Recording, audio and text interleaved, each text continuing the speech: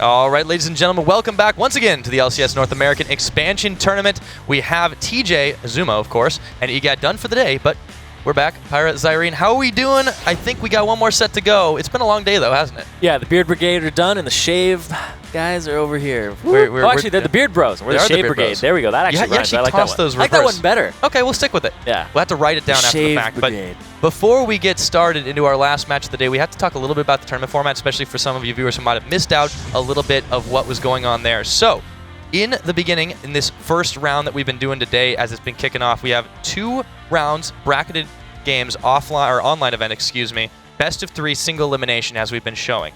The winner from each of the 4 groups that we have been casting today, and of course what will go on tomorrow, will be seeded into, after the next week of course, into a 4-team best of 5 double elimination bracket where the top 2 teams will take home LCS spots for the spring 2015 season. Yeah, so we basically take 13 teams and whittle it all the way down to 2 through a double elimination bracket that doesn't start until the 3rd round.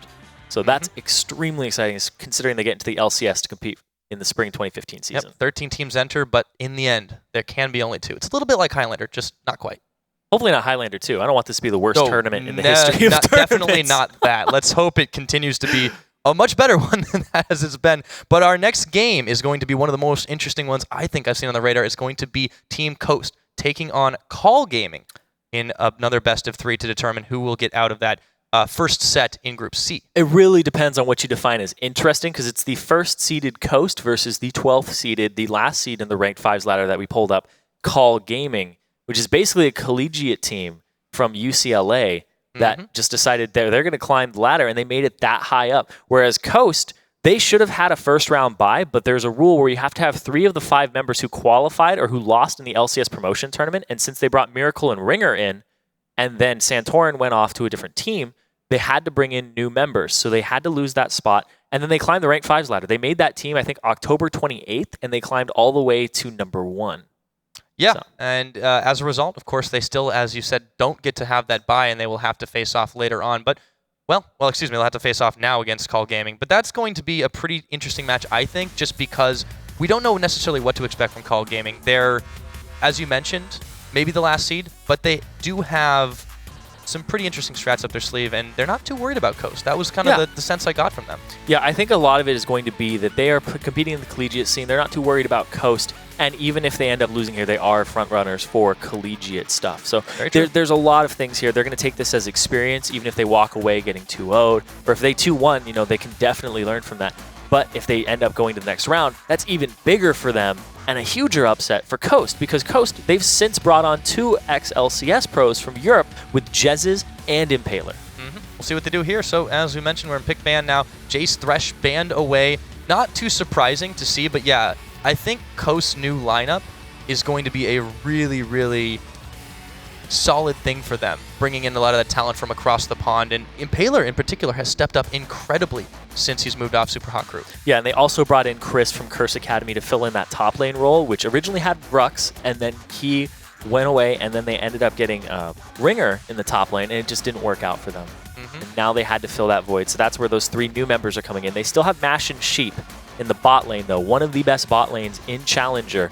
And we always say that Mash is probably the best AD carry that isn't currently in the LCS. But I mean, Cop is here now in Challenger as well. Very true. And not only that, everyone on Coast, they have that LCS experience from one place or another. And this is something that the members of Call Gaming are not really going to be able to fall back on. They're a lot less known. And, guys' names like Darkblight, Lucid, they have been around in Challenger, but they're not necessarily on everyone's radar. And that's what the advantage may be, that they're kind of unscouted. But the bans are just about done. You see Nard taken off the board. Pretty obvious. A Ziggs takeaway too. Environmental actually plays a lot of these big range mages, and he's kind of been the hard carry for the team so far. Yeah, and they've been taking these away from him. And just to reiterate to you guys, if you didn't watch previously, since we went over the brackets and everything, these are all pre-recorded. The games are. We aren't, so we have no idea who's actually won or lost in these. But they were pre-recorded to prevent, DDoS and to keep tournament integrity intact during the online portions. So little bit of that. And also it's on 419 and Azir is disabled. So if you want some Azir, you're not going to get it this week, unfortunately. You might get some more Janna though. That's a first pick right there over for the side of Coast. So they really have prioritized this champion. A lot of teams across the board today. Yeah, Janna's been one of those champions that has been really hit or miss too, but her disengage power as a support is something that no other support brings to the table. Like, she is the best at that job, hands down. Yeah, and we've seen a lot of offensive and defensive abilities used. So there we go. The Lee Sin has been left up as well. Call Gaming looking to pick that one up. It has to be a takeaway from Impaler. He has been so dominant on this champion. Yeah, you have to take that away from him. Even when he came over here, he started playing solo queue, and a lot of clips emerged very quickly of Impaler's like Lee Sin play. And really, I think he's actually gotten better since he's left Europe. Like, we've seen a lot of him and a lot of his flourishy and very flashy plays. I think so too, yeah. He's really been stepping up his game, so that takeaway pretty obvious there. Now, we've seen Soraka kind of making a resurgence since her rework. There has been a lot of rumblings of the team's practicing her not so secretly, and that's kind of been on the back of everyone's minds. With Janna off the table, it makes a lot of sense, but they don't need to pick it just yet. They go for Lucian instead. Yeah, I do think it will be eventually Soraka, though, because Soraka beats Janna in lane, and that's why she's so powerful at this moment. I was talking to a lot of different people, and she's got so many different starts. You can start Crystalline Flask on her, you can start Spell Thief's Edge, you can start the Coin. All of them are very viable, and she's very versatile in that regard. So, and her heal is up all the time. You basically have your AD carry 2v1 the lane, so she's extremely strong. Walking ambulance. State. Yes, a walking ambulance. Sometimes a much faster ambulance, too. Yep, when you're below 40% health, that new passive helps out, but it looks like Rengar, of course, was let through. We didn't mention that, but Coast eyeballing that one. Impaler definitely no stranger to this champion, and the Rumble, too. We mentioned it, actually, in the first cast. That's true. Today. We did a little bit. Impaler's Rengar when we were looking at shorter races. We were saying, he's one of the better Rengars here, and Impaler is definitely the best Rengar in this tournament. Definitely, probably. Yeah, definitely, probably. I said probably, and I was like, retcon that. He's definitely the best Rengar in this tournament at this moment. Some serious confidence there. But they do lock it in, as well as the Rumble, too, so some strong picks for Coast already. It's pretty hard to ban these guys out, especially with the experience and the champion pools they have. Yeah, and also the fact that there's there's so many top lane bans today and throughout. Like, we were watching, all the games, and top lane just seems to be the pool of champions that people are trying to pick away from the most. At one point, in previous patches, it was mid, because there was so many different things that people had to get rid of. They're like, we don't want to play against a Zed or a Ziggs or things, or Syndra, like things like that. Now it's like, all right, we got to get rid of Gnar. We got to make sure Maokai's not on the table. Ban away a Rumble too. So they're just trying to thin that pool out as much as possible. But Rengar got through, but also Rumble. The splash art from Rumble threw me off there for a second. It's like Rumble got through for them. Yeah, well, of course, there's still a lot on the table here, and it looks like Aurelia is going to be the answer. And we'll see if Darkblight's able to really make use of that. It is a good late-game champion to deal with Rumble, but still, those equalizers can turn a fight incredibly quick. And yeah, even though Azir's being hovered, I have a feeling they're just trolling. They're just trolling straight up because there's a Shaco there too, or Shaco. Yeah. I keep getting poked on that one. It's Shaco. Really? It's Shaco. Is it supposed to be Shaco? I believe so. All right. Well, yeah, I very much doubt that would get locked in, but still, it would be a fun game to see. Yeah, it's, you can't lock in the Azir, though. Well, they go over to Orianna, which makes a lot more sense, too. There is the submarine combo ability there. Although Janna kind of de-synergizes with that. It's a bit troubling, but, if they're able to pull it off, we'll see. Yeah, I'm really curious to see what they do, but they do end up locking in the Orianna there to get the little kitten yarn ball. I hope he goes with that skin. Throw it onto Rengar and just get that submarine, like you said. It takes you by surprise. It's very, very quick, and especially in Impaler's hands, I think this will be very, very just teamfight oriented from Coast all throughout. And if they lock in that Graves, which they do, that's a ton of AoE damage very, very quickly. They're looking to just teamfight and blow people up in the mid game. They have an incredible cone of burst as well. So they're really able to make those fights count early on. Now, real question is, what do they answer back with? They've saved Environmental for last. He has typically been this team's hard carry. He's the rock that they're going to need into this game. But what does he take? He's got to take something more AoE focused. They banned the Ziggs and the Jace away from him, but he's not going to be able to have either of those champions up against this lineup that's so teamfight oriented. If he goes with something very single target based, this entire lineup is very single target based from them. And that's a problem against this teamfight composition, because Coast are smart enough players that they will group up very quickly and they won't stop grouping. So getting picks on them is very difficult. It could go something Syndra, but he ends up going with Karthus. And now this isn't the first time Environmental has played this at anywhere near a competitive level. It's really been unusual, but he is that kind of player, and we'll see if he does lock it in. I mean, they're kind of relying on unusual stuff to be able to throw Coast off. Well, sometimes you do have to do that as a player that's on the big underdogs. Like I said, it's the 1 versus the 12 in terms of seeds on the ranked 5s ladder, the first versus the last that we pulled. And you have to bring out all the stops. You have to make it so that they don't know what's coming at them. take them off guard. Well, you can't exactly dodge a Karth Assault, so we'll see if they're able to maybe make that one count as we have the lock-in finally completed. I mean, this is going to be a hard game to call. I mean, Call Gaming, they're definitely underdogs in this one. Let's not mix words there. Yeah, we're not going to sugarcoat it. They're huge underdogs in this, and especially with the team composition that they've drafted for themselves, Coast look like they have a much healthier composition for the type of game that they like to play. I believe that since Impaler's joined the team, he has been the shot caller for it. With Mash, he's a very vocal AD carry. He's going to be able to back all of this up with his Graves play, and then they're going to have Sheep doing some extra calls on the side. Chris has not always been the most vocal player, and Jez he just likes to wave clear and be a rock for his team. Yep. So I'm really interested to see how this team shapes up, because Coast are one of the tournament favorites. Yeah, and a lot of people have been saying they're probably even higher rated than Complexity Black in some cases. So we'll see how that does turn out for them. This is going to be game number 1. But before we get started, I want to remind you guys to hit us up on Twitter at LOL Esports using the hashtag LCS expansion. Let us know what you think, predictions or otherwise, or highlights from today. We'd love to hear it. You're getting good at that. Thank you. It's touching. I was like, oh, man. I didn't even know we were going to throw that at you guys. But keep the conversation going. Give us some tweets. Tell us what you think and who you think is going to win. Because we have many more games coming on. Oh, yeah. And at least 2 or 3 more today. We'll find out. But it is going to get going, loaded up on a Summer's Rift in just a moment. I like this comp as well from Coast. I think it does fit something that they've been wanting to do for a while. The Lee Sin takeaway was pretty necessary, but they left so many options open. And it is so hard to ban this team out. What are Call Gaming's real win conditions here? Right now, it's just pick. And honestly, they have to get an early game lead before the mid-game group up starts. So a lot of the laning phase is going to have to go in their favor. They're going to have to push this bottom lane as much as they can, and they're going to have to make sure that this middle lane doesn't get out of control, and they set Environmental up to have this mid-game presence as a Karthus. But the thing is that Karthus, his late game, is really where he shines. When he has a lot of items and the AD carry can get blown up by him pretty much unconditionally. He's like, all I have to do is die. I have to be in the fight, and he will be dead at some point. They also have a scaling top laner, so they didn't set themselves up to counter type of composition like this, so they have to do it through gameplay, and Coast have to be caught off guard multiple times. Like, Coast has a really good composition. They would have to, mess up. Which it's hard to say that. Like, a level 1, you're like, when a team doesn't draft well, and another team drafts incredibly well, you're kind of like, they didn't set themselves up for multiple win conditions, or for win conditions that suit their team composition too well, or their play styles. Yeah, and in this case, it's kind of been a little bit, it's off-putting, but it's not necessarily doing something that Coast couldn't handle. The Karthus is going to be quintessential to the way that they want to work their team, but as you mentioned, his most effectiveness is when he's dead. And they need to be able to sustainably fight out this one. I don't know how this is going to work for Call Gaming, but again, they are relying on pulling out some unorthodox strategies to throw Coast off guard. We'll see if it works. Level 1, nothing crazy right now, and Call Gaming not really interested in even trying.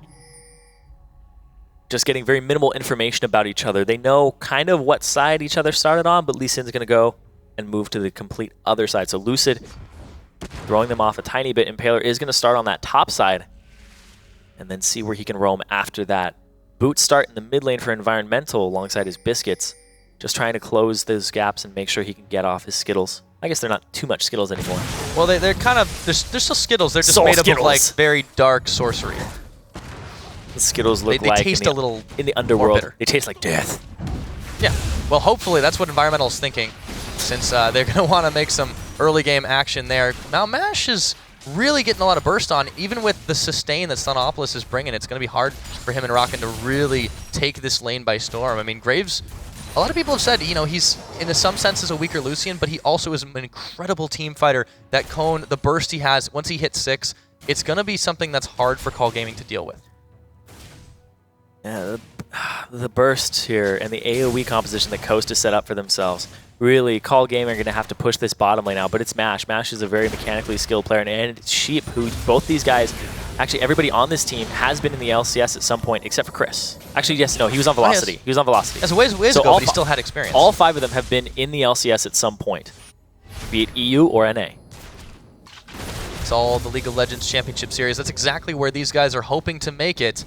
Mash hanging out there. Now, we're not going to probably see Impaler too much till 6. He's definitely a more conventional Rengar player. On the other hand, Lucid should be looking to make some early plays. He has this double buff available, eyeballing the mid, but Jez he's not only one of the safest mid laners really around, but he's on one of the safest mid laners around. We have seen Orianna's get ganked at level 2 today. I've seen stranger things than this. But Of course, man, Lee Sin doesn't have a bola. yeah. He does have this, though, and he's trying to look for a bit of counter jungle. Not too sure what it's going to do for him. He may have been looking around for Rengar as well, and I'm not sure how much that would have worked out for him either if he had found Impaler. Rengar is just a really good duelist early on. Yeah, well, and Lucid, he can lock you up. I know it's Lee Sin, but the fact that also Jez's was pushed out and he has heal, if he was able to come to the aid of Impaler, it's just a bad hypothetical situation that I'm going through here for Lucid. Yeah. Well, Lucid's going to look for the greater team plays anyways. That is his mentality. He is the team's shot caller along with Stuntopolis, so they're going to want to try to combo up. I wouldn't be too surprised to see something bot, but the problem is a Janna Graves lane is pretty safe, so Dragon Control is going to be kind of iffy for a little while until a clear lead emerges. Yeah. Lucid just trying to counter jungle a bit, and it also delays Impaler's level 6, so there is credit there for him. Because if you delay that level 6 even by 30 seconds, you're helping your team out a bunch. Yeah, pink ward's bought by both the junglers too. A lot of vision control looking to be set up here. Not too many wards placed since the start of the game, but we have seen a huge leveling up, as we mentioned earlier, and just overall in the challenger scene, and of course a lot of the talent influx that we're seeing, particularly from Europe on this Coast squad, has been helping that out. The vision ward already being placed down on that red side, making sure that there's no invades to go to that bottom lane. This is one of those lanes that if you're Coast, you're expecting Call Gaming to be a little more aggressive in this lane, because it's the one lane that they could just completely snowball out of control very early on and stop the mid-game setup. And that's a pretty big win condition for Coast as well. Not only does it suit their style effectively, but Call Gaming has a lot of trouble in the laning phase. They tend to lose or go even. Rarely will they win it outright. Yeah, that's words from their coach too. Even they acknowledge it. Yeah, they're like, we lose a lot of laning phases. Like, it's a problem. Yeah. Well, Coast definitely knows this as well, looking to exploit it. Now, Darkblight not getting too out of position, but Impaler is playing the patient Rengar right now, trying to wait for the opportunity to strike. Chris looking tasty all he can, but Darkblight's not interested in this. He's playing it out very safely, but he might be tempted by some nice CS right here. Here we go. This could be the start of it. There he goes. Gets the jump, has the bola. They might find this one. He's going to flash away, however. No first blood for now, but they do pick up a summoner for all their troubles. It's a good reaction on the Equilibrium strike there. Chris still tanking. They want to go for it. If he keeps running, he's going to hit that bush. Oh, wow. They're going to double flash for him, too. Heavy investment, but it's going to be first blood for Impaler. And they took their time about it, but Darkblight could have seen that coming. Yeah, as soon as Darkblight feinted off to the right, the bottom side of that lane, Impaler said, I have to flash this over the minions and hit him with it because he's not going to allow me to get to the bush first. Meanwhile, in the bot, Mash is having a little bit of trouble as well. Rocket and Stuntopolis are going to find they have some summoners to burn through, but there's a few of their TP. own. Uh-oh, there's a TP now. Rocket isolated. Sheep might actually be able to kill him. An auto attack is going to do it. Sheep is going to answer back, and now Stunt's in trouble because Chris TPing in is going to make that 2 kills for none. Favor of Coast. Coast going crazy already. 6 minutes in the game, 3 kills and a 1.5k gold lead, and they've set themselves up for a position that's going to get them some vision on this dragon if they want to take it, but no, they're not going to. Instead, Impaler, he's going to get vision of the enemy jungle and just counter them a little bit. Yeah, definitely a safer move for Coast. They could have tried for that one, but they didn't have Impaler directly in the area, and they knew that Lucid was in the area as well, so they didn't want to risk a smite steal and giving up some of the lead they've managed to accumulate. Meanwhile, the mid's trading pretty even. Environmental hasn't had any trouble from Jez's right now, which makes a lot of sense considering how passive he does tend to play. Jez's likes to be the rock of the team. That's really what he's done when he was on SK, and now he's doing that here on Coast. He just likes to be very consistent in his play. Orianna is right up his alley in terms of champions he would love to play, and when he has the opportunity to. Just go even or come out ahead in CS. Like, that's really how he operates, his typical MO. Blue buffs being picked up by the mid laners, so with that happening, this is still a very, very early game. Not an intense lead here for Coast, but if they can keep up this kind of pressure, this is the sort of thing that Call Gaming really has the trouble with, and securing that early dragon is going to be key to keeping Call down for the time being. Lucid now moving around, going to clear that ward out nice and easy. I got a comment on that. Hello. Get bubbled. Supportal combat. Yeah, they're going to go straight for this. Call needs this dragon right now, but this is a little bit of a gutsy move. They don't know where the jungle is just yet. Fortunately, he happens to not be in the area, so they will be able to smite that one down. 4 members combining up to grab themselves a little bit more global gold, so Impaler going to have to settle for a red buff while all of that happened. Call Gaming get themselves a little bit back into this. Well, he picked the red buff over it. He was doing that thing way before Dragon was started, and MASH going in hard here. Yeah, stun. Wow, they're not level 6. He doesn't have the tidal wave available just yet, but MASH does. They're going to find Rockin as well. They get him caught up for just a moment, keeping on going, but there's a teleport in for Darkblight. Oh. Rockin, he might be able to pick him off here. He does. The cone comes in. It now becomes a 2v2 with Darkblight coming around the side, looking for MASH right now, but he won't be able to find him. Not enough damage anyways, and Sheep was left completely alone. So 1 kill to 0 goes in favor of Coast again. And meanwhile, up top, because the TP went out, it's going to be Impaler and Chris just pushing this top turret down. Great rotations here by Coast to back up their members. Yeah, they're not going to be able to take the tower all the way through, but Lucid with the defense there is going to push them off it. Nonetheless, they got some serious damage out of it, and Coast is definitely looking to try and snowball their early game lead. Okay, something I actually wanted to comment on is that pink ward that Sheep put in that tri-brush on the bottom side of the map.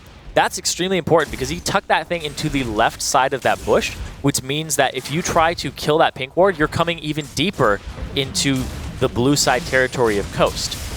So if you just put that thing in the middle of the bush, people are going to see it very quickly, very easily. If you put it over there, it takes longer to get to, and it's more dangerous to clear. So just tiny things like that are things that Sheep knows and loves. Yeah, and this is something that comes from the experience that he's had. Sheep definitely considered a very, very top-tier challenger support. He's had LCS experience, like we mentioned, everybody on Coast does, but you know, he stands alone in a lot of ways too, and he used to stand out as a pretty huge Thresh player. Obviously, Janna has been much more popular lately, but it's little things like that, and it makes it difficult for CG to really respond to this kind of pressure that they're putting out. Impaler looking for a gank. He has his ultimate. He has 5 stacks of ferocity right now.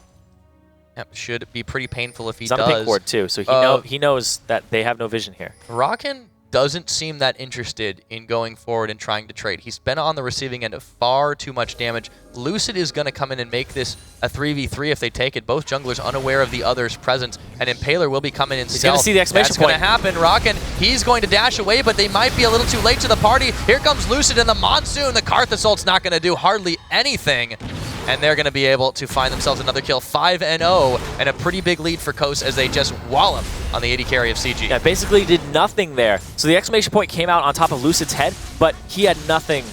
He probably wasn't even looking there. And Darkblight, he's getting dueled right now by Chris. No turret. Yeah, he's got the Equilibrium Strike, but for how long is that going to help him out? Wasn't long enough. Darkblight's got to run behind some minion lines, is able to get a little bit of shots tanked up by them for the Harpoon, but now he has to burn his Flash, and Chris is just wrecking him right there. Still pretty even in the CS department, but Chris just doing the outplay.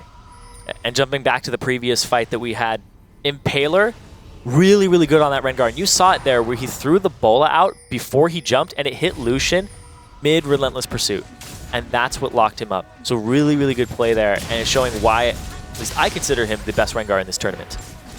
Definitely making a contention for that title as well. You got to see everybody play, but I'll give it to you. That was a fantastic showing right there. Now Chris able to put a little bit more damage on this turret while Darkblight gets back to lane. Still not hit that power spike with the Trinity Force just yet. Still able to duel okay for the time being, but Call Gaming has to get it together here. Rockin has been focused so intensely this game.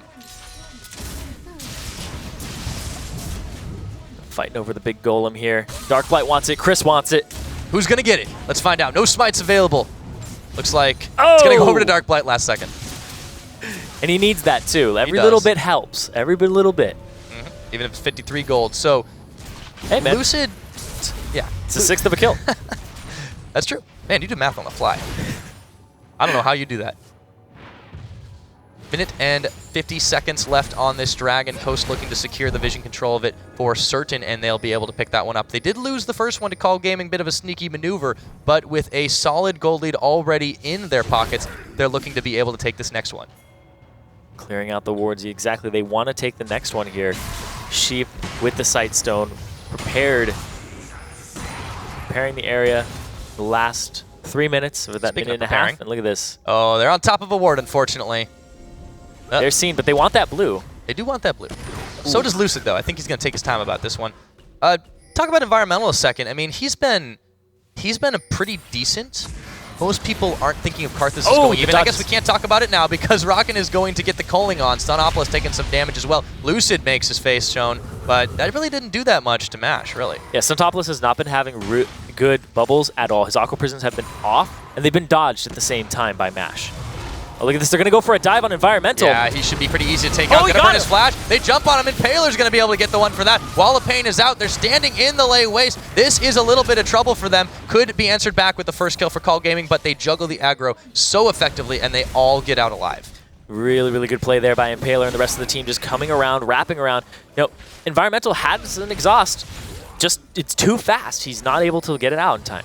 Yeah, it's difficult to stay alive if you're Cardless. Oh, yeah. It's very difficult. And that's why you take that Summoner spell, but didn't even come out there to help him. No, but he did burn his flash, nearly got away from that one, but Impaler wasn't having any of that. Now, Brocken will find himself down in the bot to pre-push for just a moment. That will get a little bit more gold back into Call Gaming's coffers. However, they're still looking at a pretty rough deficit right now, and they need to start getting some picks of their own. Yeah, they do, but at the same time, there is a dragon up for them in 5 seconds. And Coast, Impaler's backing right now. He's going to go by. He's going to be a little more powerful than he was previously. And now the dragon is actually going to be started up by Call Gaming. Yeah, they didn't have the timer last time. Coast didn't, so maybe they weren't sure about this one. They are going to spend a teleport to make sure they can get this one. The dragon's not actually regenning, so they've managed to pull it as far to the pit as they can, trying to zone with the ball, but Lucid's now here. The wave is down. Call Gaming's going to try to finish this. 3-man shockwave, though. I don't know what price they're going to pay for that one, though. This is going to be trouble. Lucid, Mash, getting the kickback. Cardless ult's on. He's going to go down anyways. Lucid staying alive in the back of the pit, but it won't be for very long. So far, they've taken down Mash, but a double kill for Impaler, and they get 4 for 1, even losing the dragon. Exactly right there. Call Gaming, they did end up picking it up for themselves, I believe. Yeah, so they've got total dragon control this game, but that's about all that they've got. Yeah, it really is all that they have in this game. That was a really good flank there by Mash and Sheep coming in from the right side, and then the equalizer that Chris threw down, really on point.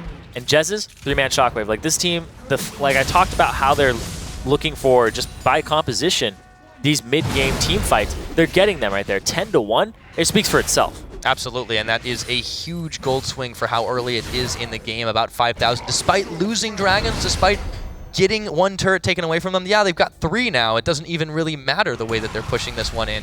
So they continue to really roll over Call Gaming in, you know, what is pretty much turning into a very rocky mid-game. Yeah, well, we expected this type of mid-game if Call Gaming didn't get their feet off the ground, and Coast is not a team that lets up. They're going to continually fight, they're going to continually group, or at least put themselves in positions where Mash can split, they'll group otherwise. Like, it's just this great dynamic that Coast has, and it's a shame that they didn't make it into the LCS previously, but they did swap out some members right before, and you know, they are a really high-grade team for Challenger, and with the acquisition of Jez's and Impaler, I don't even know if, I think they might even be stronger than they were before. Yeah, well, you were talking about Impaler definitely being your choice for the strongest Rengar this tournament. He's seriously made the plays, gotten quite a lot of kills, not even having the Feral Flare completed just yet. And yeah, 4-0, that does speak for itself. He's done incredible this game. I said they haven't looked stronger, but I do love Santorin. That's the thing, Fair point. It's true. That's true. Santorin's a really good jungler as well. And he's very similar to Impaler in terms of champion pool and the champions that they specialize in. Santorin does have a little more Nunu under his belt and a little more like Kha'Zix play, but they both play Rengar and Lee Sin at a very, very high level. And look at this. Bit to the dynamic. Oh, he's going to get spotted by that red board. This is the one thing that has been saving Call Gaming from making really bad decisions, but it doesn't even matter. The Shockwave double. Lucid, he has nowhere to go, and he's going to get a kickback, but he's going to get kicked back to Fountain, and they're still going for this one. Scattered engages all left and right. It's like a weather call. One more shot would be all it takes. Mash, he wants it, but he may not find it. Impaler shouldn't have any trouble mopping it up, and he's going to be able to. Now Stunopolis, I don't even know why he was there. That was a lost cause. Yeah, you expect the bullet to come out, but no, he just walks up and yells at you, and you're dead. That's how you know when your health bar is low, that you can get yelled at and die. And it happens with Cho'Gath all the time. Sometimes he wants to be quiet. Oh my goodness, that burst. Oh, and Jez is going to flash over the tidal wave. Exhaust is down. Here's Rockin'. Jez is still tanking damage on Orianna here. Mash now getting in behind the tower. They really want to get these kills, and all the while, Chris is splitting down bot. There is no response from Call Gaming. They have to do something if they want to stay alive. Coast want to keep grouping and just have one person split push. You know, Chris is the perfect person for that too. As soon as he has TP up, it's going to be even better. But when they get these team fights in their favor, it's just enormous for Coast because they set themselves up for these win conditions, and they're not going to let up. Knowing Coast, they're going to keep this pressure on, and they're going to try to close the game out before Call Gaming even has a chance to come back. Yeah, this is a pretty huge swing here, Coast, and they're just not letting up any of the pressure. Grab the game by the horns and do not let go. That is the strategy they've been employing, and it's working out pretty well. In fact, the one death they had off that dragon fight earlier, honestly, if it hadn't been, you know, a bit of a mispositioning and Mash just getting caught in the back of the pit with nowhere to go, they'd still be perfect. Yeah. Oh, they did lose a turret. Not perfect enough. Ah, not perfect. Got to get complexity. They lost two dragons. It's true. Yeah, the 2 dragons that they let fall over, but they always got something for the dragon. They like went up top, started getting some turret pressure. You know, they got a kill. They're at least trading things for those dragons that are almost equal value very early on. Well, and the fact that they've been managed to out-team fight in every situation. Here we go, Impaler jumping on a rocket. I don't know if he's got anywhere to go. The bullet's down. He misses the flash, and Impaler gets a legendary kill. It's 18.5 minutes. And he's 8-0-1. He is extremely fed on that Rengar. He's been taking all of the kills. Jez is like 007 over here, not getting anything for himself. Well, I would say Impaler's definitely the 007. I think you got to give Jez is probably in the background there feeding him all the information the way it's been working out. Pretty much. He's been coming cute in from the sides, and that is the sneakiest Orianna I've ever seen because he comes in and there's these shockwaves right off camera that are hitting like 2 people. The unseen ball is the deadliest. Man. Happens in dodgeball all the time. Well, these guys haven't really been able to dodge that ball. Those shockwaves been landing absolutely massive this time, and they're starting to fire down inhibitor turrets, continuing this split push. Chris is completely unchecked. Darkblight is afraid of him, and there's the teleport in. They're going to go all in on this tower. The bubble does land. Good timing there from Stuntopolis, but they get the tower anyways, and they're just making it look easy at this point. Oh yeah, making it look extremely easy, and using that teleport for the utility port. There's the 2-man. Jez, he gets one, and collateral damage. Hello. They find another pick onto Lucid. Environmental having to flash away. Chris, it's a double kill going to Jez as he finally gets a couple more for himself. And Darkblight, he's going to go down. Karthus ult, it doesn't even matter. They got an inhibitor. They can keep pushing. It's 20 minutes, and they're looking to possibly end the game. The death timers are still really low right now. But yeah, you're right. They're going to go after this turret. They have everybody up at this moment, and it's just the bot lane at this point. Yeah, Rocket and Stunt, what can they really do against this? These towers are melting. It's like a hot knife through butter, and everybody from Coast is making this game a huge effort from them. The Nexus starting to get poked down. They've lost both. They are going to back away from this one, try to shore up their lead, but what a lead that they have. The call looks like it's just completely back off. Jez is wanting some auto attacks there, and it might cost him. He's going to have to run through turret for this one. Yeah, he does have the Command Protect on, and Lucid is on the chase. He wants to find something. Will connect with the Sonic Wave Resonating Strike, but the return is going to be a little bit brutal for him. They have caught people here. Jumping in, Jez is down. Mash is trying to help. Huge on his Hourglass on Environmental, but then he's down anyways, and they trade 1 for 2 so far. Chris, they might make it a little bit more. Lucid does not get the kick the way he wanted. They're still going to follow up, and they should be able to finish him off. Resonating Strike come in to shut down. 3 kills for 1, but all the same, Coast still in the driver's seat. Very hesitant play there from Coast. That looked like a split call to me. It looked like some of them wanted to stay on the Nexus and just end the game. Jez was throwing auto attacks as Orianna. Wasn't going to do him too much good. Oh boy, Lucid, hello, God. Goodbye. Mash, they might pay for this one. Darkblight, though, the rest of the team is here. Collateral damage, not enough. Mash just needs an auto attack, but Exhaust is on. Rocket is going to make him pay, but wait a minute. Suddenly a Rengar. Rocket, he's down, flashing over. That's going to be a double kill for him. Looking for a triple. Have some sushi tonight. That's what they're getting. 3 kills for the Rengar. Is that him? Is that Impaler? What did he just do? He just wrecked that entire team. He is 12-0-3, going absolutely crazy this game. He's about to wreck the Dragon, too. I cannot believe how big he has gotten. I'm sorry I ever doubted Zyrene. You had the best Rengar right there, and I couldn't see it. Oh, his brush usage during a team fight is absolutely mental. He is going crazy this game. Yeah, you don't get 12-0-3 for nothing. I mean, that is absolutely insane. And he's got 3 items. He's got a Feral Flare. He's got Boots of Mobility. Okay, now he gets, just straight up buys a Blade of the Rune King. Yeah, he scared me coming out of that bush, and I'm not even the person who's jumping on there. That was ridiculous. I was talking about how Jez looked like he wanted to end the game, and then Mash was already down by tier 2 turret. He's like, I'm out of here. I'm booking it. I'm the AD carry. I do the most damage to the Nexus, but I don't want to do it just yet. And instead, they back off, cost them a little bit, but Impaler makes them go even. And look at that, Environmental, just he's not taking care of his position. He's not environmentally conscious. Oh boy, there we go. Yeah, he has been in so much trouble this game. Yes, Karthus is useful when dead, but only for a few seconds. And this Baron should be a pretty easy take right now. There's nothing Call Gaming can do to even try and contest it. No vision really anywhere on the map for them. A couple of token wards in their own jungle, and they're just falling to pieces. Yep. Completely shattered here by Coast. 24-4, 18K gold lead, 23 minutes in. The gold lead is it's really close to trying to exceed the number of minutes in the game. Well, there's an interesting stat for you. Well, the towers are falling pretty quickly as well, and Coast is here. They're knocking down the front door, and it looks like nobody's at home. Environmental is going to try one more time, but can he even get away? Wow, that was a massive pick, and it ends up being Chris is able to do that one. They are going to be able to pick off this this other inhibitor, excuse me, and keep on going for this. There are no Nexus turrets. They have a numbers advantage. They can make this happen. The tidal wave doesn't even go where they need it to. They're diving on the fountain right now, waiting to end this game. Big shockwave connects. They just want to pad those stats, and they've got this game in the bag. They know it. A massive game number 1 in 24 minutes is going to go over to Coast Gaming whenever they feel like they're done messing around. I don't know if they'll ever be done with that. Look at that. Impaler, Sheep. They just want more. There it goes. The minions made him end it. I see you, Impaler. I see you. I see you. Nobody else saw him, though. I see what you did there. That guy was... I see that point. That guy was pretty scary. Yeah, that was extremely scary. Like, I would not want to play against that at all. A completely dominating performance there from start to finish. And I think it's going to be a clean 2-0 after that. That was quite incredible play there from Coast. I think it's definitely going to be a really, really rough hole for Call Gaming to climb out of. And let me just go ahead and guess there's going to be a Rengar ban next game. Yeah. Oh, well, how much money do you want to put on that one? You're betting man? Well, yeah, as much as you want. Let's go with that. What's the over-under on Rengar this game? I'm going to go 0. Yeah, okay. Well, with all that, I mean, we're going to get into the next game, but yeah, just take a minute to breathe for a second because there was no chance. That was a no contest match. Yeah. Call Gaming, I mean, they could not do a thing, and it wasn't the picks necessarily. Some of it was the pick and the composition that they made for themselves because they didn't leave options to counter this. That's true. But a good portion of it was the play, right? Like that is it's like 80-20 on that one, right? Like the fact that like Coast probably could have beaten them with a different composition as well. But the thing is that Coast just set themselves up with a great composition that just added that extra boost. And you want everything in your favor when you're playing for your job, for a professional match.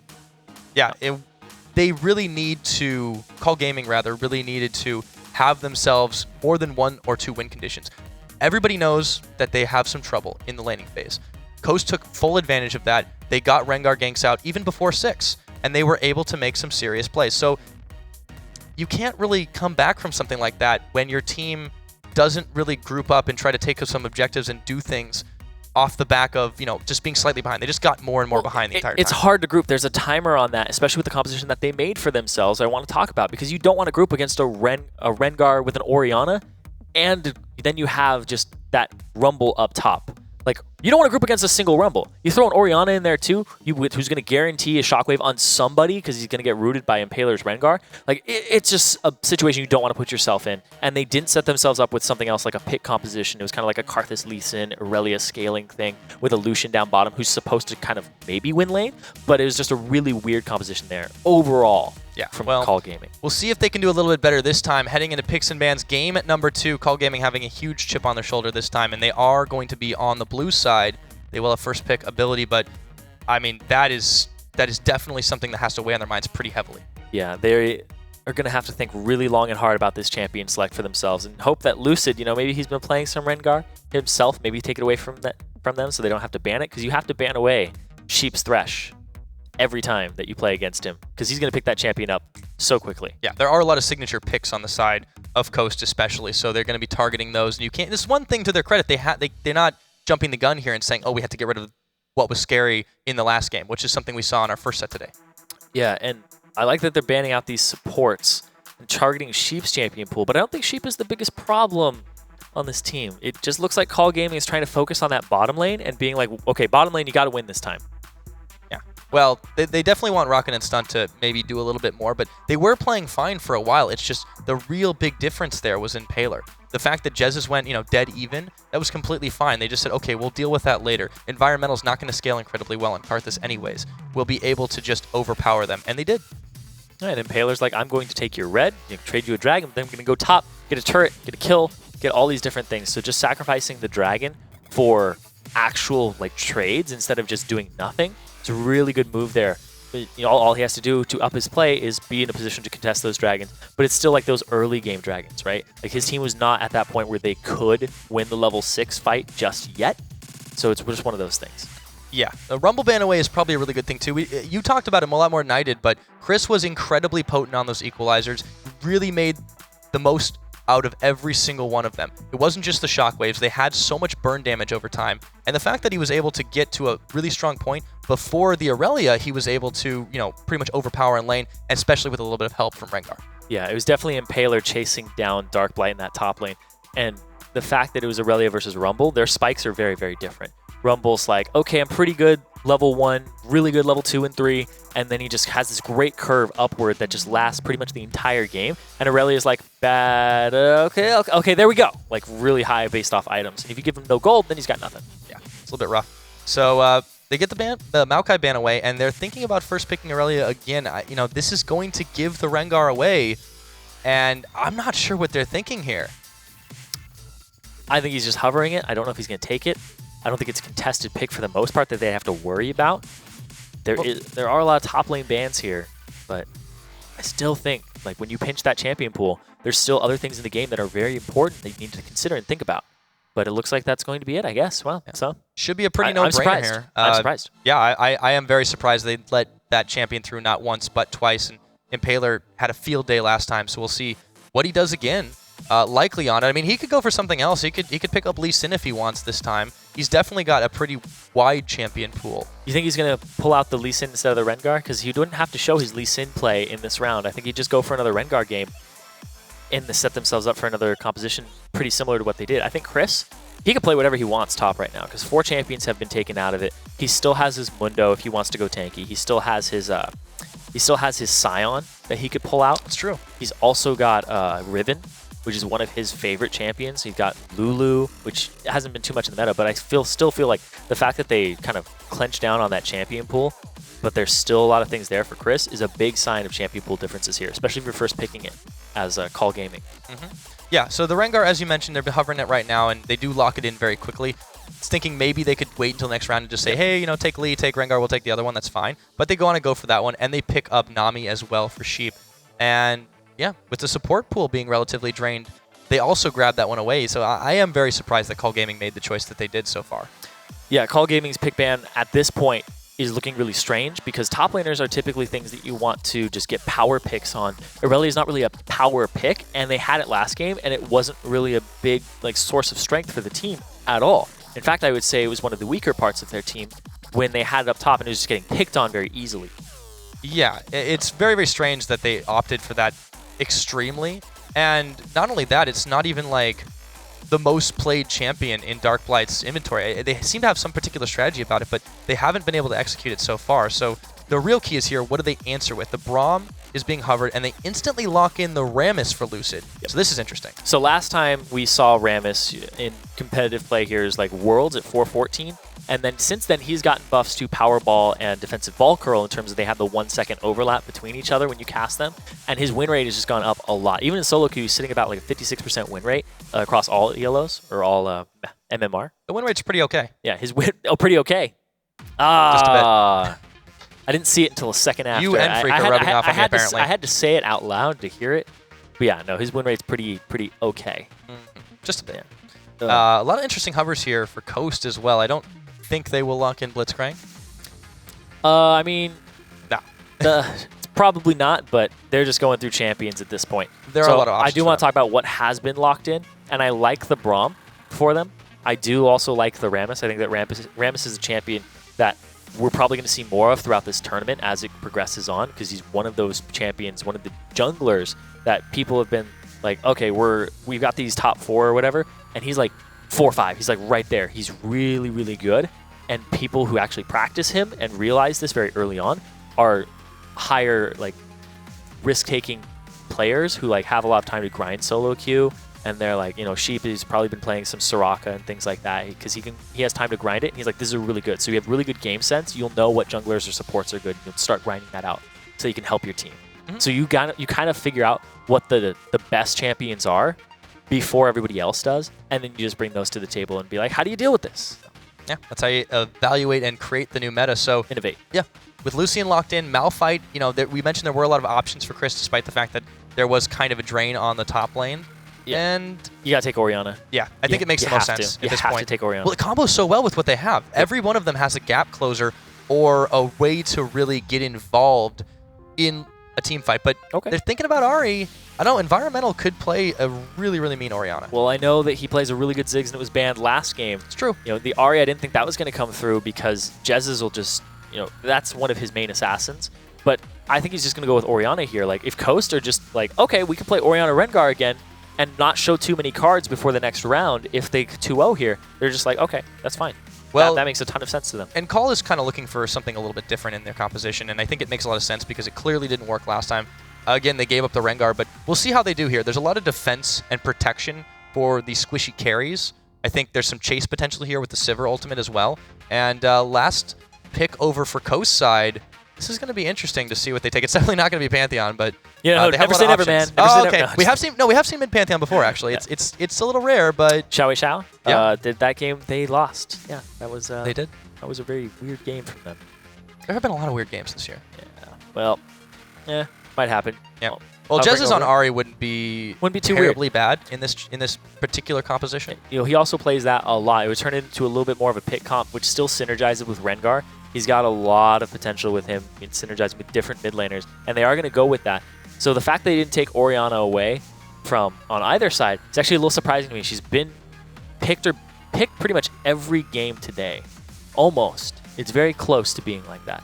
There's very highly contested mid laner between almost all mid laners in Challenger.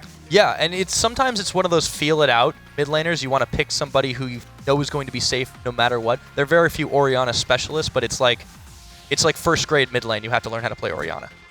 First grade mid lane. Well, maybe second. She's extremely safe, scales up, but she's not in this game. So we're going to talk about Ahri instead. Ahri's got more pick potential here, and this team composition from Coast looks a little bit like more of the same with some Wombo, but different mid laner here, more pick oriented, more assassination potential, and then the side of Call Gaming, you know, once again, they have a little more wave clear this time though, so Ziggs is definitely going to help them out. Yep. Well, with all of our picks locked in, we'll be loading onto Summoner's Rift in just a moment. But remember, keep tweeting us out at LOL Esports using the hashtag LCS expansion. Want to know what you think? And of course, predictions and previews for tomorrow's games as well. So keep hitting us up on that. Start a conversation. Keep it going, rather. Yeah. Even tweet the two teams that you think will make it all the way to the LCS. Our potential LCS. We have to Who come you'd up with like a new to see. hashtag for that. Yeah.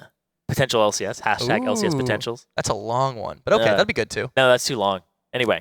All right, fine. Let's cut it down. We'll send it back. Hashtags are easy, though. Hmm? You can make a hashtag of anything. Hashtag? Hashtag. That'd be pretty terrible, actually. But try. Man, hashtags are going crazy today. Hashtag. Oh, man. We've just had a tweetception, Yeah. I think. Yeah. Yeah, there's That just happened. You could go pretty deep on those. You could be hashtag my hashtag. All right, well, now that my brain hurts, we're loading up into the game. Call Gaming has a chance to come back into this one, but they're going to have a pretty far climb if they want to make this one. So Coast looking like they know what they're doing. They are starting out in a pretty powerful position here just after the results of last game. And do you think we see anything early out of Call Gaming? Because they did pick a fairly unorthodox comp. Yeah, it's a little bit spread out all around here. Again, Sivir, not really like a late game beast. She does bring utility to the team in terms of movement speed. But then the Rammus, another R jungler, the Rammus has very like kind of spiky, like just like his back. His back is like his power spikes, right? He's kind of like, okay, I'm kind of weak, level 1, but then I spike up, and then boom, boom, just back and forth in terms of how strong or like mid he is in terms of power. Ooh, Environmental taking a lot of damage already early on.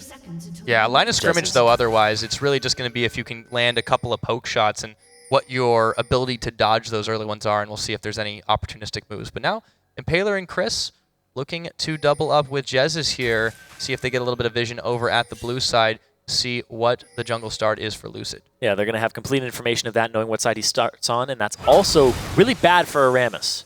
Because when Rammus doesn't start blue, it's a bit of trouble there. Rockin. Yep. It's actually apparently pronounced that way.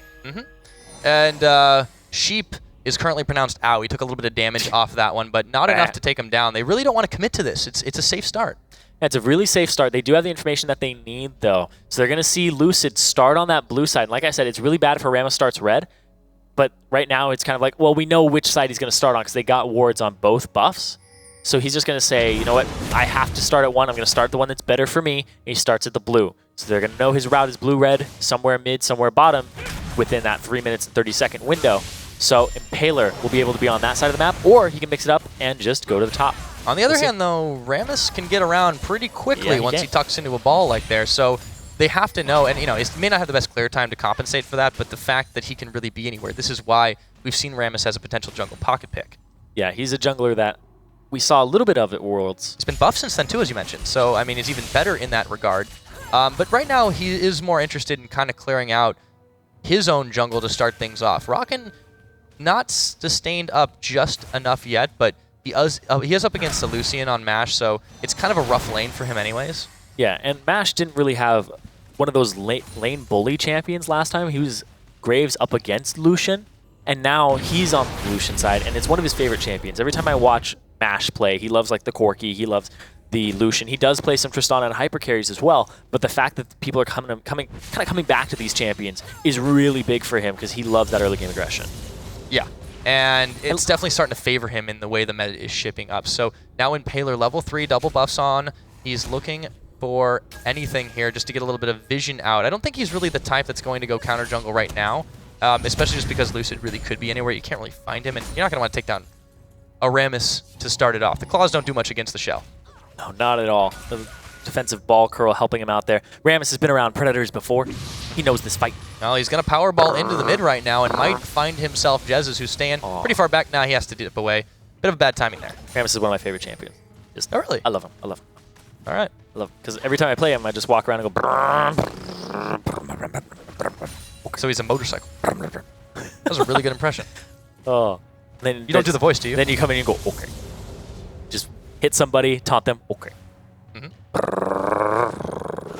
You know, you could just probably do that for the rest of the show, and I'd be okay with it. Oh. You'd be okay with it, but I wouldn't be here tomorrow. Well, then I wouldn't be okay with it. Exactly. All right. Well, I guess we'll have to pass on it. But everything's starting off nice and slow here this game. We've got pretty much just standard lanes, no jungle intervention as of just yet. I think Lucid would be the type to make these early plays, but he's going to walk, unfortunately, on the edge of a ward duration, and that's going to be a pretty big telegraph right there. If he watches it die, back off. Oh, now he knows. He's like, oh. He knows they know. Okay. Oh, he's going to come in anyways. Or not. Into the brush. Here we go. Going to try to make something happen. Dashing away already. Has to back off. He's done. Yep. He's like, how was that gank? I can't, guys. I was in lane. I helped. But the lane pressure is something that is important sometimes. Like, people always talk about just the jungler showing up, but he wasn't relieving pressure there. He was actually applying pressure to a lane that was already pressured in. He got nothing for it there. Yeah. I think it makes sense that Call Gaming is playing it out this way and to begin with, just because of the fact that they have taken such a massive beatdown in that first game. They're trying not to give up any early leads. If they can sustain it out to that team fight phase, they're confident in that. That is their win condition, and we'll see if this continues to go that way. You know Coast is going to look for an opening, but they are kind of just coasting right now. Yeah, they're just trying to get through this early game. They're like, okay, you know, they don't have Rumble. Malphite turns on a little bit later in terms of what he does for a team fight. So Orianna's like level 6, and we're all good. Ari's like, okay, let's wait until at least level 9. You know, I can get some kills at 6, but I have to land my charm and then get the Spirit Rush off. But level 9 is around where Ari's got a ton of kill potential, and you guys will be around Dragon. Yeah, want to wait until they get up to, at the very least, using the ults. It's still very, very early in this game. But again, one of the safest starts of, I think, any game today. Yep. Actually, we're in for a very late Ursh. Oh, he got him. Environmental, that's quite a lot of poke. And even though they were even level, they couldn't even up the damage. Lucid going to help out, clear the ward. Yeah, like I said, you can do a lot of damage, but you have to land that charm if you're a pre-6 Ahri. And then after 6, you're like, okay. But then when you get to level 9, you don't always have to land the charm to just blow people up. Yeah, absolutely. And it nearly was able to, she was nearly able to take him out without all of that. And if he'd had 6, I think that would have been a very different story. So now they know that Christ is on his way down. Darkblight has to have told his teammates in comms that, hey, wait a minute, we're suddenly missing a giant rock. Where'd he go? He's just sitting still. You know, Rammus isn't the only one who says okay. Malphite's a pretty big fan of that phrase as well. Yeah, when you tell him the movie, like, okay. Like, think they might be related? Oh, man. Those are, like, how closely related? Well, it's an armadillo and a giant talking rock. Boulder, excuse me. Shard of the monolith? I don't know. Distant, maybe? Distant. Okay, distant. I was like, that'd be some weird parents, it's man. It's like second cousin twice removed kind of stuff. So they're related, but they can still get married. That's the kind of... Depends on what state you're in, actually.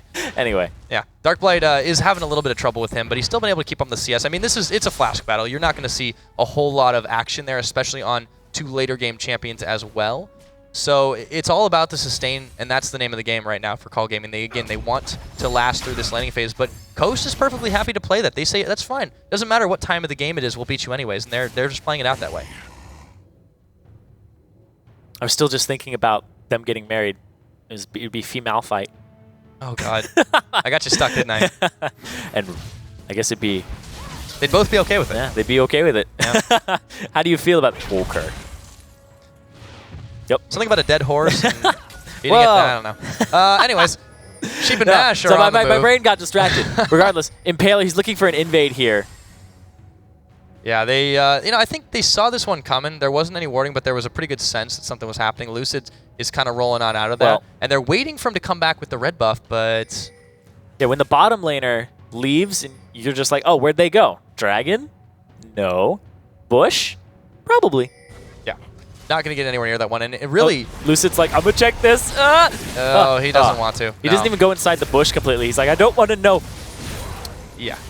They could just have it. Just take it. He's going to have to give that one up. Take it and leave. Wow, Chris is proxy farming here, and there's really not much Darkblight's doing to respond to. Well, they might be able to collapse on him now. Doesn't matter how tanky he is. They're sending 3 members his way. 4. So Chris, yeah, 4. I mean, this is a pretty big move right now, and he's still staying alive, walking it out, and they just couldn't quite get the angle on him. Oh, Chris up top. Okay. I saw 4 people down bottom, and I'm just like, well, there were 4 people down bottom. That's going to send 4 to this dragon. Yeah, it the is 3 happening. up top. Chris saw them, and that's just exactly what Coast needs to bounce off of. Yeah, and it's actually very good. They didn't give anything up for this as well, and a pretty big wasted effort for Call Gaming. There is going to be this dragon. It may be taking a little bit of time, but all the same, they're able to get this one out. And now Impaler's going to be able to hand off that blue buff in the first dragon of the game, going over to Coast. And you know what? That's exactly what they need. They, like before, they were able to give up these dragons, no problem, because the team composition is all about fighting. This one, it's like, you know what? We have a Lucian. We have some early game pressure. We should secure these dragons for ourselves so that we can scale up a little bit sooner, so that our power spikes of Ahri are a little more potent, so that you get them a little sooner. It just, all around, it's a fantastic idea, and it's what they should be doing. Like, sometimes it's okay to give up dragons, and you can go get other things for it. But this was one of those times with the composition where you're like, we should do it. 100%. Now, Rocket and Stunt might be caught a little bit here. They're not going to see Impaler, and they do get the warning signal. Oh, here comes the ultimate. There's the reverse. Ram is coming on in, and he gets Sheep. They caught him. This might be one pickup, or maybe not. It is going to be first blood. At 10 minutes in, it goes over to Stunopolis, and he nearly gets answered back. Impaler having to flash away. Darkblight, sensing the blood in the water, goes right after him. Yeah, wasn't able to kill that minion with the Blade Surge, so we didn't get a reset on it to jump away, and that's going to be Chris just getting some alone time with this top turret. Yeah, I mean, a pretty big play for Call Gaming, but, they're not going to get off scot-free from it. As you mentioned, Chris is able to pop this one down. Environmental, yeah. No, he's not. He's not going to throw it up top to clear it. And Malphite's just getting some alone time with that turret. He's like, yeah, I'm a rock. You're made out of rock. Well, you think they'd be friends then? It'll work out. No. He's angry at him. Oh, okay. He's trying to hit on that turret. Hey, in the middle of a game, man. Get it together. I thought rock beats scissors, not rock beats rock. Sometimes you smash them together. They beat each other. Make sparks. Yeah, it's a question of when you use that ultimate, and one of the reasons Ziggs has not been seen as much in play lately because of I forget which patch it was back when they did nerf his ult. It was quite a while ago when they gave it a non-scaling cooldown. Have to make choices. A lot of things like collision radius of his Q as well. Yeah, that's changed over time. It's made him a little bit less popular, but Environmental's playing him very well right now. It's granted he definitely has a lot of range on Jez's, but he was able to get away during that level 5 close call. This cameraman knows me too well. Oh, yeah. Here comes Lucid. And those boots. Get to that jungle as quick as you can. Rammus just makes me have so much fun. Mm-hmm. I could tell you're having a good time. Oh, yeah. Yeah. I don't even care what game it is. I'm like, there's a Rammus in it. Yes. Mm-hmm. It's the same way I feel about Jinx. That's why I was so excited when there was Super Mega Death Rockets. Oh, yeah. Man, I got a pass with Rammus. Mm-hmm. Season 1, man. Yeah? Back in the old days? Mm-hmm. All right. Tell me the story sometime. We're not in game. Some other time. Story for another time. You're right. Mm-hmm. So Chris is going to go get some ward coverage for himself. He has the Frozen Heart already completed, which is a great first item up against that Aurelia. You're going to slow the attack speed. You're going to make it so that she actually descales and that her Trinity Force spike isn't as powerful. Yeah, and that's a really useful first item just also for the cooldowns as well. Chris can get involved in the fights very quickly, and I mean, that's just a massive item for him. They've got a lot of things they could take on the map now. No towers on either side, just one kill. It has been a very, very conservative early game. And MASH playing this out, dodging the skill shots almost perfectly. We haven't really talked much about this bot lane because other than the Rammus gank, there really hasn't been much to tell. Yeah, and that Rammus gank was pretty much just motorcycle sounds. Wasn't telling much of anything. No, that was exactly all it was. But it was appropriately describing what happened. Oh yeah, no. If all I had to tell you about a play was brrr, you'd be like, oh, I know what happened. Just exactly. gonna try to tank this, use the minions for the extra regen. Look at that turret so low, it's gonna fall down. Chris still has ulti. Yeah, he does take a couple of shots, and he's gonna do it. Unstoppable force. Darkblight's in trouble. Blade surging away, and now it is a game of cat and mouse, except there's a rock involved. And Darkblight, see if he can get away from that one. Can't escape the Q, and there he goes. Hey. Her blades are like scissors. Rock beats scissors. Oh, there you go. Boom, right into her chest. Okay. That's where the scissors That's pretty went. brutal sounding. I know. She's got one of the most gruesome death animations. Love it, though. So Chris, great solo kill in that top lane. Used his flash. Darkblight didn't use his flash to get away or dodge the unstoppable force. Yeah, and I think it's good to keep the flash in that case. He probably wasn't going to be able to escape it very easily once he already had seen that he was getting tracked down there, the shard. So Impaler and Jez is looking to make some moves into this jungle as well. Coast knows they have a little bit of an edge here towards this mid game. He's going to get a jump on. Lucid has to know there's a Rengar in the area, but it's red buff he's interested in.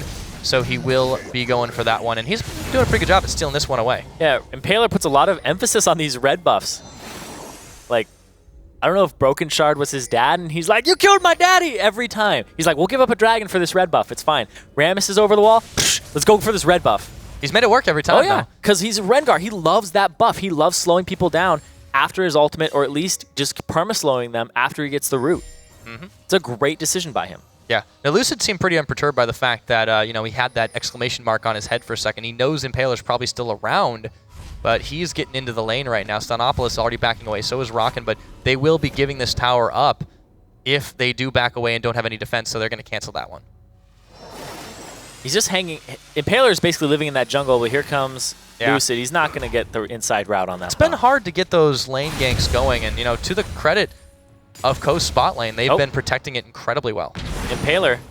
Oh, Environmental's going to run straight into him, and I don't think he expected that one. That's going to be a big pickoff. He does go down with a bang. Maybe not just yet. He's still hanging around. Impaler getting taunted on Lucid right now, and he's going to finally go down. It's a 1-for-1 trade mid for jungle, and the rest will walk away. That last time that he tried to jump onto Environmental, the satchel charge went off and knocked him back. It was perfect. Yeah, really good. Oh, Lucid! He's going to be able to get in there. Jez is in trouble, having to burn his own flash. Heals up as well, and they're going to take this fight. It's Chris taking down Darkblight to start that one off. They will also find Lucid on top of it. The dragon is angry. Get out of my pit, but they're going to be not done with him yet. Stunopolis will be falling down. A double kill going over a MASH, and just like that, they find themselves 3, and they're going to get the dragon. And Impaler's up just in time for it. He's going to have to walk all the way back, but it looks like it's just going to be Coast Dragon again. There is Rockin' right off on the side, though. He could do something to try and steal this, but it'd be so tough without actually getting in danger. Yeah, he's going to try. It wasn't even in range of that. Who needs a smite when you've got that damage? Yeah, when they don't have any members there, you definitely don't need it at all. Like a really good job there from Coast in that fight. It started off with a pick, Environmental just face-checking the bush, and Impaler living in the enemy jungle, just making them make hard decisions, is what a jungler should be doing. Yep, and you can see that lead slowly edging up there. 4,500 gold, 16 minutes, and it just started getting blown wide open after that fight. So Coast feeling pretty confident they can keep going. And how about Chris? Those unstoppable forces have just been really crazy. Yeah, his unstoppable force usage has been really good this game. Chris is a really good top laner. I think he's at least top 2 in this tournament, possibly top 3. Well, and Malphite is, you know, an option choice in a lot of cases too. You want him for that ultimate in particular, but also for the fact that he's going to sustain perfectly fine. And, you know, it is a shutdown. Darkblight first picked this Aurelia, but there we go. Again. There it is. Pretty low cooldown on that one, and I don't know if Environmental is going to be able to get away mid-satchel jump. He's going to get popped by Jez's, takes his second kill of the game, and Coast 3-manning up this mid. They've only got 1 minion there, but they might be able to poke this one down. It needs a stiff breeze. They Pretty sure it over. Chris was sitting there with his ultimate. He's like 3, 2, 1, and that was the cooldown of the ultimate. As soon as it came up, he was like, boom, I'm gone. That's the Frozen Heart's going to do for you. Yeah. Frozen Heart giving him that extra CDR he needs on that Malphite and just making plays across the map. Well, not to mention there's a solid amount of attack damage as well that negates and disincentivizes them to really attack him, and that's all they can do because of how much gap close he gets off of that. So it really is an incredible combination there that they've been using. So Stunopolis is going to find Sheep here, but he doesn't quite have the damage. Gets the stun up, but the bubble's up as well. And now with Mash in the picture, I don't think they want to take this one. The lane continues, but it's a little bit wonky now. Well, red buff on Mash, so he's going to get a little bit extra damage there on Stunopolis. Yeah, this tower's pretty low as well. Yep. I think they need some help from Lucid right about now, but he is en route. He has been trying to favor that one, but, you know, for all of the motorcycle noises, he hasn't quite gotten too much more than that one pick. And now Chris still doing the best he can to push some things out. Lucid puts a lot of emphasis on this bottom lane in terms of his ganks. He likes the lane ones, too. I think I'm kind of surprised. But then again, there have been a lot of warding that Mash and Sheep have been doing on this bot side. Now, they could be in a little bit of trouble. Here he comes in, Powerball. He's going to get his pulling on. Bubble. No, he's getting out of there. And now Sheep's in trouble, taunted away. They'll be able to find him Tremors on. And that's Lucid picking up his second kill. Turret was killed all the way opposite in the top side. And they're in the mid side. And they're still going, diving back beyond this one. Darkblight could be in a bit of trouble, but now Chris and Impaler are caught between a tower and a hard place. And meanwhile, Jez has actually solo killed Environmental in the mid lane, got his flash, used his own ignite, and also he's got a Magize. Yep, and here comes Lucid to try and even the score. Riding on Impaler is actually going to flash away from that one, so Chris all on his own. That tower's taken a lot of abuse. Darkblight. Oh, Blade Surge. Minions might do it. It's actually Chris. He flashes in for it, and Lucid just left to clear some minions. Wasn't able to protect Aurelia right there, and geez, the hits just keep on coming. Yeah, Chris has a lot of armor, and he has that extra HP from the Giant Spell already in his pocket. He's able to tank this up. And look at that. They might have to sacrifice this blue. Yeah, I think so. Lucid is certainly not having any of that. He's trying to chase them away from it. But Darkblight, despite the fact he just picks up his finished Trinity Force, he's got that power spike now, but he's so far behind compared to Chris, and that's just not what you want, especially considering his last performance on Aurelia was similarly not very good. It's a first pick, too. Yeah. It's a champion that they first picked for him. So it's one of those things where the champion pool and the comfortability on the champion, having it first pick, like first pick should be an emphasized champion that gives you a power pick, like I said in Champion Select. And I don't think this is one of them for the team of Call Gaming. Yeah, it certainly has been a curious choice throughout this series, and you know, maybe they're hoping he starts channeling a little Wicked before this game is over, but for the time being, it's been really, really rough for Call Gaming, and they have grabbed a few little edges here and there, but it seems like it's consolation and compared to what Coast has been doing. They just keep standing in these bushes because they understand that they should be using parts of their pick comp at this point in the game, because they have this little bit of a lead, 5K. They have pressure. Jez's has a Magi's Soul Stealer, so every pick they get is exponentially worth more than what it should have been worth, because it gives immediate combat stats too. Yeah, and that just shows how confident he is after finishing the Deathfire Grasp, that he goes straight into that item. And, you know, Jez is, we mentioned he sometimes likes to be a safe laner, but he has a hidden assassin side that he brings out in situations It's like only this. Ahri, for the most part. I know he's been practicing some Zed lately, but it's pretty much only been Ahri that he keeps falling back on. Signature champion for him. That and his Ziggs a little bit. Yeah, I would say. And, you know, the Ahri is definitely a more catch-oriented pick, and it works with this team because they have so much in terms of small CC lockdowns. They have Sheep for the counter-engage as well. And so far, Call Gaming hasn't really been able to find a situation where they want to even take anything close to a 5v5. We've had pretty much just very, very scattered skirmishes throughout this game. Yeah, and the skirmishes keep going in favor of Coast. They'll give up one or two, but overall, Coast is just doing a really good job of splitting, and they're just, you can kind of see winning off of individual skill in these lanes. Jez is a solo killing Environmental and getting some advantages from him, and then going like middle, going bottom, going to the dragon. Just they're playing really, really soundly on Coast's team, and it just shows why they're one of the tournament favorites. Like, it'd be very surprising to most people if Coast did not make top 4. Yeah, I think that's a pretty big statement there, just showing how much confidence people have in them and they have in themselves going forward. But it is an all-star lineup, as you mentioned. This particular roster might not be as long-standing, but they all have experience. They all seem to come together, and you know that turnaround time is much lower when you have LCS caliber players across the board. Oh yeah, they all spent a little bit of a stint in the LCS, and they're looking to get back, and there it is. Dragon again for Impaler. Pink ward cleared out. Started up. Yep, Stunopolis and Rockin are here at the red side, but what are they giving up in exchange for it? Lucid's going to clear this one away, but Dragon's already at half health, and they're hoping to scare them off. It looks like they do, but this could be a real fight now. They need Chris, and they need Jez's to get in here to make this 5v5 happen. Can Call Gaming pull this one off, though? They just might. However, Stunt has to stop taking pot shots like that. Rockin' really trigger happy with that spell shield too. Very quick that he used that. That's going to be off for a little while, so they may want to try and disengage this one. Yeah, there's a lot of things here, like Mash just walking up and forcing some damage. The thing is if Stuntopolis, he has to take that damage. If he doesn't take that damage and he uses Unbreakable, then Sheep just waits and then throws out the Tidal Wave. Because Stuntopolis, he wants to save that E for the ultimate. We're going to see here. Here comes the Rammus, but also a TP behind him. Chase. Mash, he's in a little bit of trouble. There's no power, but they do jump onto him. The taunt is out. They've got the Glacial Fissure. The bomb is up as well, and this is going to go a little bit crazy. Mash is down, but what else can they do? Looks like they might just walk it out right now, and Darkblight looking for Sheep for a little bit more. DFG, they're going to blow him up. That's Curse. Chris happening. Big play on that one, and now Chris is still going forward. They might have turned this one around. They find themselves atop in jungle. Stuntopolis trying to tank up all the damage he can. Unbreakable, not anymore. It's a double kill. Going over to Jez is now rocking Environmental. It looked good for them at start, but it looks like it turned around pretty quick. Yeah, it looked like it was going to be a really good fight for them, but then Call Gaming kept going with it, and Lucid flashed forward, got picked off. Darkblight ended up eating a DFG, and then just the remainder of damage from Jez's, and that's going to reward Coast with a Dragon right after that. And even more kills on top of it. Again, they had one good play, but they overstayed, and the Cavalry arrived. Coast just coming up and cleaning up, and now they've got 9,000 gold ahead of their opponents. Over 9,000. Yep, over 9,000 gold at 23.5 minutes here for Coast. Yeah, a big up for them right now. 3 towers to 1. It has been difficult for Call Gaming to really find much in terms of objectives. They have been getting picks here and there, but again, it just seems like what they do is too little. Yeah, and once again, Jez is going to have even more stacks on that Vajay's Soul Stealer. Yeah, going to be pretty difficult for them to get past that one, yeah. And the Rabadon. Now, I mean, 5-0 on Ari is crazy enough even without the items. But you've been seeing how he's been able to melt through those health bars. And, you know, no one on Call Gaming has really stepped up immensely. I think the closest you've got is Lucid.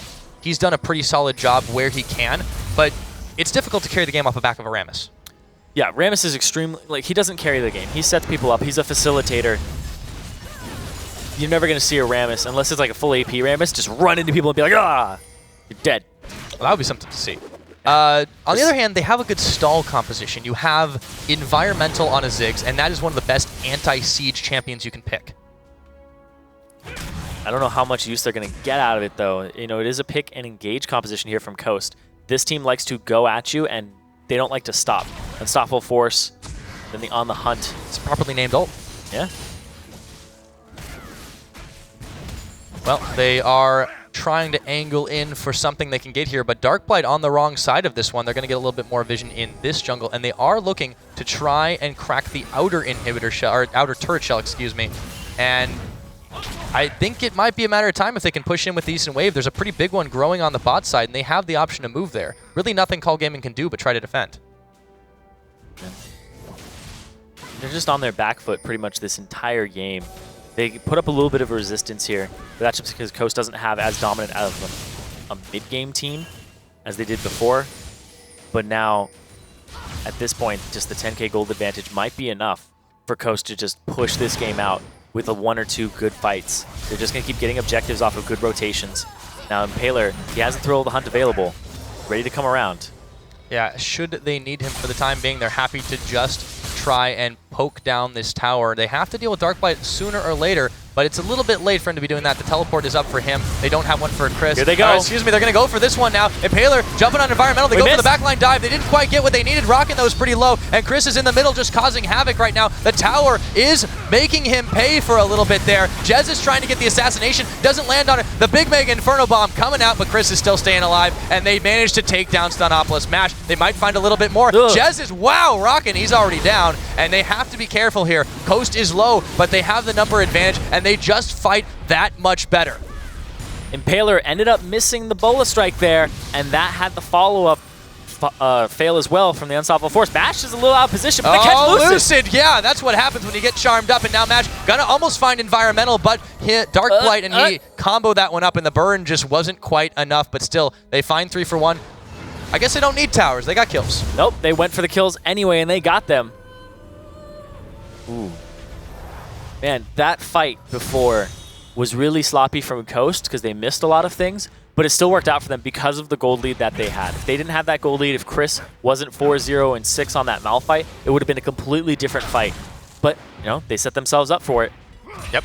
They definitely wanted that one, and you could tell that it's not just the fact that they're very far ahead. Again, some of these members have not played with each other, and despite the fact that they are very high-quality players in their own right, sometimes the comms aren't really all that evolved just yet. They need a little bit more time, and that is one of those rare situations where you see that kind of falling apart a bit. Well, we also saw it when the Nexus in the previous game was open and Jesus was the only one attacking it, and Mash was already back towards that bottom lane tier 2. It was one of those situations where the comms and the decision-making seems to be a little bit more of a collective thing for a bit.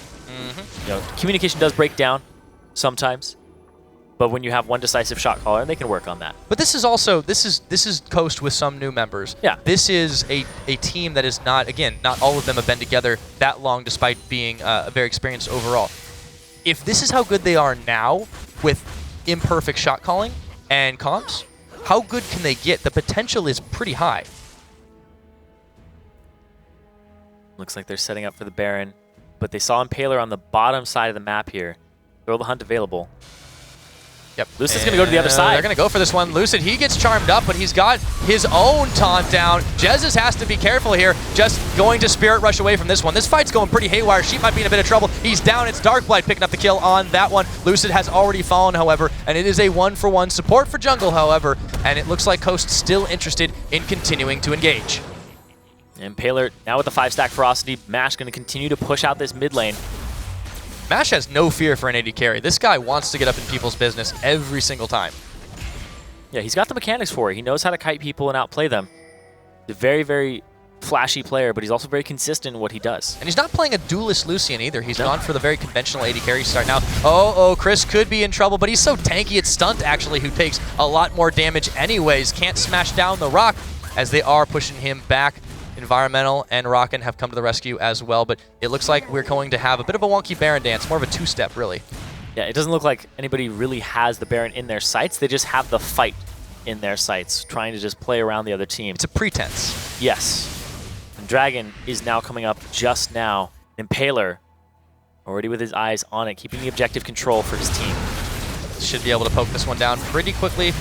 You see Lucid in the area, but no flash for him means there would really not be a chance for that one. Dragon's going down, and it is another bit of gold into Coast pocket. The map is looking really naked here for Call Gaming. Coast, they're getting control of all of these crucial areas that will have contests in them very shortly. Yeah, definitely a much more methodical game than we saw the last time around. Impaler, you know, clearly not just picking up everybody with Superman strength and running them into the enemy team and just pulling off the win on the top of that, but still, it's refreshing to see that they are able to pull off multiple styles of gameplay equally well. Lucid gonna clear this out. Knows that he has the time for it, but he's getting TP'd behind right now. Chris is actually behind him. They're trying to pinch him off. Maybe he If doesn't they have get the time. jungler. Oh, he's powerballed away. Oh, they might actually, if they don't predict where he goes, now they're not going to go for it. Okay, but they did scare him a little bit. Yeah, scared him away. They clear out the ward, and that might force him to wrap around again because their vision is scarce. Impaler's going to walk up to Lucid. Yeah, he wants this one, actually, so a little bit of jungle fight Oh, right now. he got the One level Powerball. advantage. Yep, he did get that one out. Bubble's going to land, though. It's going to go on Lucid, the tidal wave as well. They should be able to pick him off, and they also answer back with a big kill over in the jungle as well. Darkblight, he's down. It's a double going over to Jez's, and they want even more. This could be Baron right here. It's 30 minutes in. He's got 17 stacks. He's at, that looked like 775 AP on that Ahri. Yeah, that's why you build a Medjai's at this point in the game. If you're that good at Ahri. Yeah. You don't always build a Medjai If you're second Jez's, item. don't try this at home. Yeah, don't buy it second item all the time. Only if you're 9-0. And looking to be an LCS player Yeah. in the promo Pretty tournament. steep conditions there, but you can see the amount of damage that Coast has right now, just firing down this Baron at will. It's got absolutely no chance, and the big buff going over to Coast. 31.5 minutes in, they have a massive lead over Call Gaming. Massive is a big understatement. It is completely huge. I don't even know, like, there's got to be a word for it somewhere. Massive is Ginormous? Is getting there. Ginormous, you got to make up words for this. Yeah, Gargantuan perhaps? Gargantuan. Yeah, let's go with that. That's one we don't use enough. Gargantuan, man, you're bringing me back to like D&D. It's a gargantuan-sized gold lead, like literally just the size of gold, a huge gold mound the size of a dragon. That would be gargantuan. Well, I think Gargantuan was usually the size of a monster that was described to me by a DM if I was about to die to it. Yeah, pretty much. Yeah, like, have you ever seen? usually what it means. You ever seen just Player's Handbook? It shows like a human, and it's like, oh, let's scale this up. And Gargantuan is just like 20 times larger than anything else. Yeah, just about. You're like, oh, you want me to fight that? No, okay. That's not happening. Fight it? I don't know. That's Die to it? Maybe. Pretty much where Jez is. He might be squishy, but he's definitely going to pick you off. Talk about Gargantuan too. Chris is pretty massive on this Malphite. I mean, 409 is nothing to sneeze at, and they have not been able to scratch the rock. He hasn't died yet. We've seen a lot of... Oh, Darkblight. Speaking of dying, could be a bit of trouble. The bull is on him now, but Impaler guessed he was going to be going a different way, and he's going to get the jump on, but here is the cavalry as well, and he just has to try and blade search away. He's doing a pretty good job with Kite. I don't think he's going to be able to get out of this one for much longer. The culling is on. Mash is trying to chase him away, and they're leading him on a chase all the way around. This is going to buy a little bit of time for Call Gaming, Boots. But I think his days are numbered here, and Impaler is on the hunt, and he doesn't give up. Moby Boots, but can the blade surge be enough for Darkblight? Well, does he have enough time for the execute? I don't know. Oh, he flashes! He's going to do it. That's Impaler. And that, sweet 300 gold. He had to get it. He had to get it. It's like, nope. They'll try to do the same thing in the bot side. Chris is now going to get taunted up. But again, wow, actually, Rockin walked away from that one. The Unstoppable Force down. But again, very low cooldown on that. And Lucid, he just can't do it. Well, they just don't have enough gold in their pockets or combat stats to really fight off this Malphite. 409, and we've seen him stroll through towers before with the team on him, just completely just soaking the damage of it.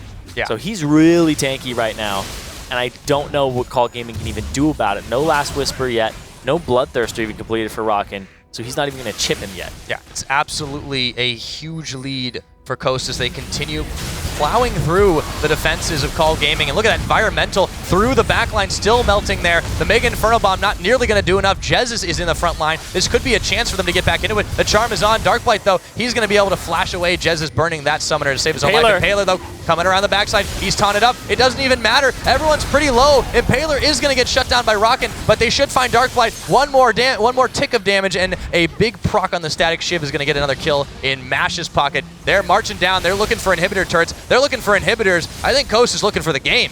They're coming into this base. They're going to knock this turret down. Going to get themselves another. The wave clear is very, very scarce for Call Gaming. It's going to be a desperate time here for them. Yep, big inhibitor take right now. They can roll around the top and do this again. You know, they don't even have to wait for minions. Chris is just absolutely huge. I can't even think of any more synonyms to describe him or this game anymore. It's just getting crazy. He's pretty big. Just about. Oh, they're just going to play Somebody it ate safe. his vegetables. Oh, somebody ate his vegetables, so he just ate everything else? Or Wheaties. And then he ate the person? And yeah. Well, he's got a That's Baron how big buff, he so is. technically he's a purple people eater. For another minute at least. And Oh, they're going to catch Lucid. Lucid. Goodbye. Yeah. And you know something's going wrong when your tankiest member can melt like that. Yeah, Rammus ain't purple, but he's still getting eaten up. And look at that 3-man! Big Unstoppable Force. They find a double kill from Mash, and they're going on forward. A triple. Can he get the quadra? It looks like it, and that just might be it. It's actually going to be a double kill for Jez. They will clean house, absolutely, and this is going to be game. 35 minutes in, Coast going to take a 2-0 over Call Gaming, and they did it in style. 11-0-11 for Jez's, and a 20-stack Magi. That Ahri looking at over 800 AP. Ridiculous gameplay from all of Coast across the board. Can you say perfect game? And yeah, they made that one look pretty easy. So Coast coming up with a big 2-0, and they're going to move on to the next round. Really no trouble. Yeah, they're just looking in top shape. Like Coast, you know, there were some questions about like who they were going to get after some members had been leaving the roster, and then they pick up Impaler and Jez's. They pick up 2 members of the EU LCS, bring them over, and then they have really, really solid performances on this team. You know, this is a team that you have to keep your eyes on for the rest of the tournament. This is a team that people are like, these guys are favorites. They're coming in here extremely strong, possibly stronger than the Coast lineup has been in a very long time. So just having that rejuvenation to it is a big thing. Yeah, massive game in their pocket. 2 games in a row just about. And, you know, even though one ended a lot quicker than the other, it was pretty hard to really sneeze at either of them. The performance was really good. They didn't show a lot of hand either. Yeah. So it was very good for them, and they will move on. I think it's Call Gaming. They played their all. They played their hearts out, and they were just unable to come up with a win. So with all that done,